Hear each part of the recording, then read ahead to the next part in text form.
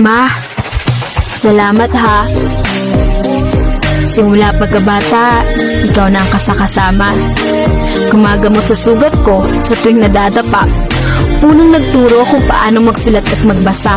Minsan nga, napapalo mo pa. Ikaw rin ang unang nagturo sa akin kung paano maging mabuti sa kapwa. Mama, alam kong pagod ka na. Alam ko rin na minsan umiiyak ka dahil sa problema. Pero di mo lang ipinapakita. Alam ko rin na may nararamdaman ka na dahil sa maghapong paggawa at walang pahinga. Ingatan mo naman sarili mo, Mama. Di kasi namin kaya pag may nangyari sa iyong masama. Sorry, Mama, kung matigas ulo ko. Di nakikinig sa mga payo mo at pabalang kung sumagot sa'yo. Minsan nagdadabog sa tuwing inuutusan mo. Pasensya ka na, Mama.